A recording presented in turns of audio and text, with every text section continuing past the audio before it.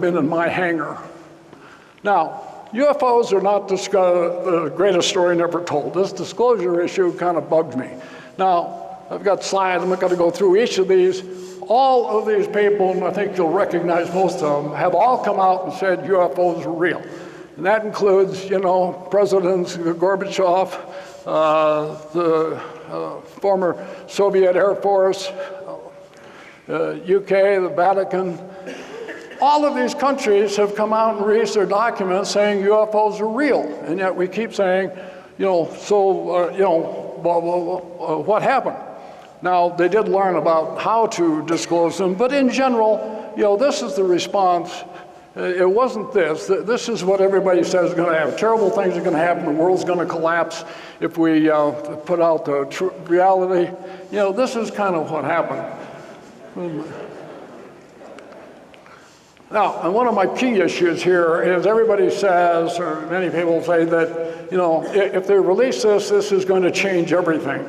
Well, most people believe in UFOs, and I argue that confirmation of what you already believe is not a paradigm shift, and it doesn't change everything. Truth embargo, you probably, if you're on the net, this is, Steve Bassett's going there. One of the things about this, particularly since it's government, and in the back of my book, one of the things I have put out to everybody is that if you have problems and have, what you believe is classified information, see me, I'll help you get it released. Not one has popped up yet. And if you read the literature, many, many people have come forward, have talked about their experiences, including interactions with nuclear facilities and all of that. Nothing bad has ever happened to anybody. Now, this is what I call the disclosure gradient. What are we disclosing? It starts with, up here, small and far away, confirmed, high visibility to a hostile attack. Now, what's the low impact? Periodic visibility or sightings and things like that. We know what happens with that. This has been ongoing, for decades. If it's not a busy day, you'll get some reports. You may have a few conferences. Maybe there'll be some articles that come out, and then it'll disappear. Even life reports of alien life forms will come out and have just about that.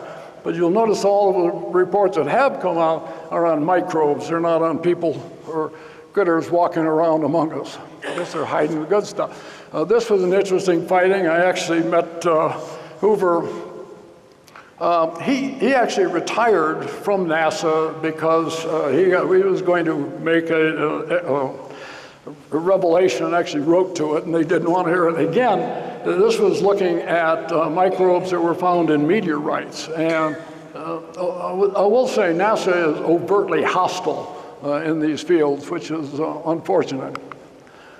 So what happens if you have a medium level sightings? You got pictures and things like that. The response is kind of this. Have conferences like this. Used to get on Larry King and talk about it. But again, we know pretty much about what periodic sightings are going to bring. Now, high visibility sighting. What happens the day when the Earth stood still? What would happen? I looked to 9/11 for this example and said, okay, what happened on 9/11? What you had all of a sudden, every camera was on the building going on in New York, very constant coverage. Within a short period of time, started tapering off. Remember, they make their money by advertising. And what they did is it kind of slowly goes back to normal reporting. Other stories creep in. And my wife likes to ask this question, does this mean I have to go to school? The answer is yeah, you really do. Now, disclosure of high visibility, if you want to find out what would happen in such a thing, I think what you look at is natural disasters. Because the driving factors are things like food, power, and fuel. And the point is that we run on very short logistical lines. If your stores, grocery stores or filling stations aren't refueled constantly, they're going to run out. And we see that when you have hurricanes or things like that, where the shelves are just cleaned out. So our entire logistical system, support for life in America as we know it, is dependent on the drivers going to work, the people at the stores going to work, and all of that. So if you look at that, you can find out pretty much what would happen. Now, if you have a catastrophic event, and this is a favorite of Hollywood, of course. Sorry, but Will, Sigourney, or Tom, they're not going to come and save you. I say there are no good solutions to this one, because if ET here, and one of the things you hear is they want to depopulate the world. Fighting mano a mano, like is popular in the movie, it ain't the way you're going to do it. So if you understand physics, you also understand biology. And it would be a lot easier to simply, from a biological perspective, wipe out the world.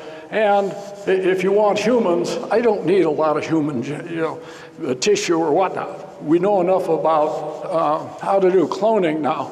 So all I need is a bit of human DNA. You can create your own. And what I say is ET says no to free-range humans. So much easier to just raise your own, and this is the approach you'd want to, if in fact wanting to eat us is the way they go. Also, there is no war. We have there are some very senior people out here saying we were going to war with ET. That's just total nonsense, and you wouldn't win anyway.